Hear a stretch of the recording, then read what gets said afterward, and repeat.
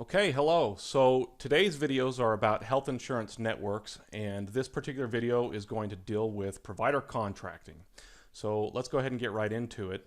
One of the ways that a health insurance company tries to manage costs for its members and for itself is by entering into contracts with the medical providers in a given area. So this circle represents all of the medical providers in an area, and let's call that all medical providers.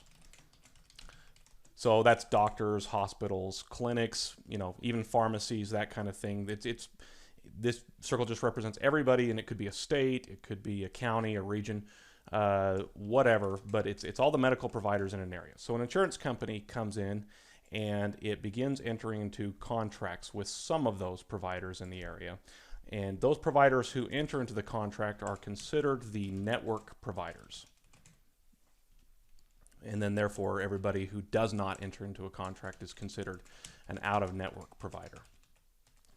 And we'll deal with the health plan implications of networks in the next video. But what does this mean for provider contracting?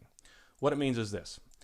A medical provider, doctor, again, hospital, whatever, they provide services, and the American Medical Association has built sort of a categorization system for that, and they call those they call the categorization CPT codes or DRG codes.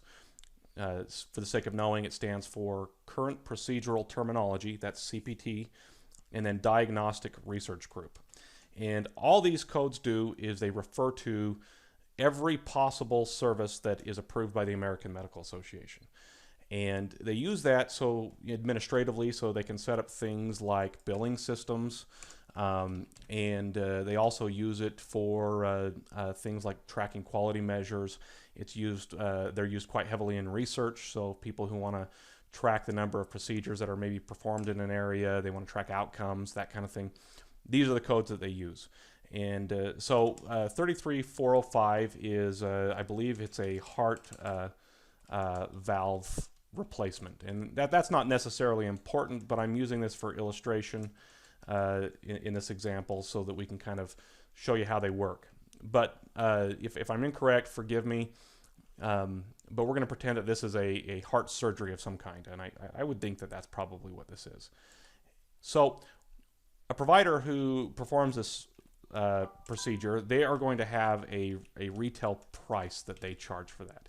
And all we mean by that is they've picked some amount of money that they decided that, regardless of whether there's an insurance contract, or at least where there is not an insurance contract, this is how much we would charge a person for us performing that service for them.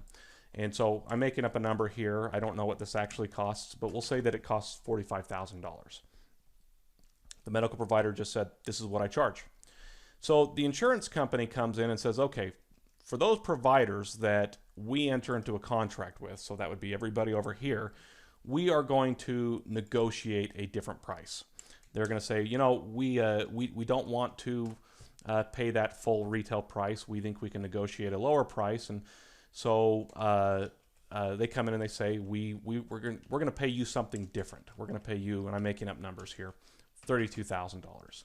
And so obviously, as you can see, it's a way that the insurance company comes in and manages its costs. So why would a provider do this? Well, one of the arguments is that the insurance company would help them get volume. So by accepting the network contract, the insurance company will then direct members to that provider, so that provider can perform those medical services, and they would be able to perform more of them.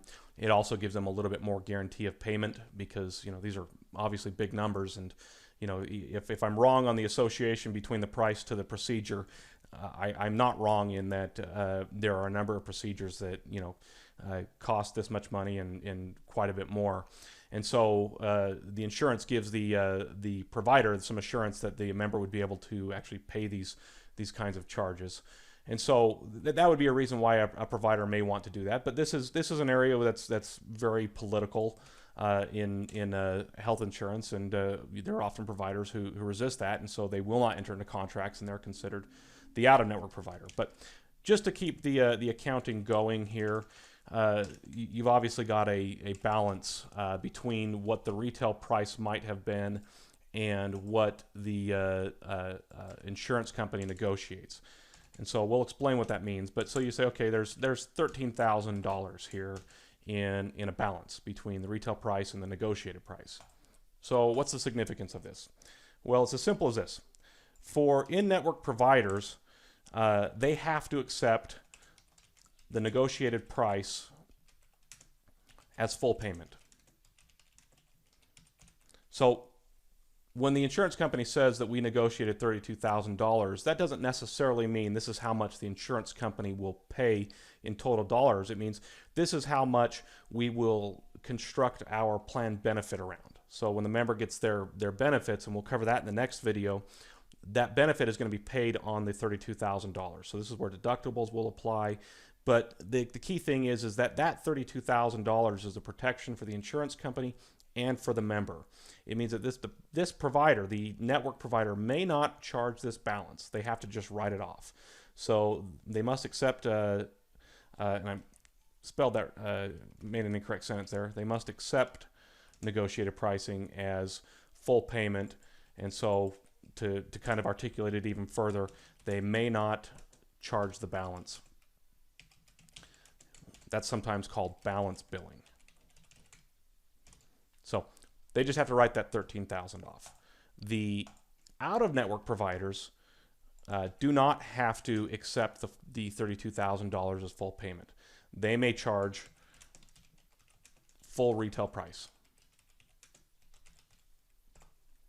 In other words, they can charge that balance. Now, if your plan has a out-of-network provision, some plans don't. So it's possible to have an insurance plan that says we only cover network providers. There are a lot of health insurance plans that say we will cover out-of-network providers, but if we do, we will still only offer to the member our pricing on this $32,000, but we can't hold the provider to that contract because they haven't entered into a contract with us. So as the health insurance company, to the member, we'll only pay our benefits on this $32,000, and then that medical provider can go to the member and charge this $13,000 difference. So those are that's the high-level overview of how provider contracting works. And in the next video, we'll talk about the health plan.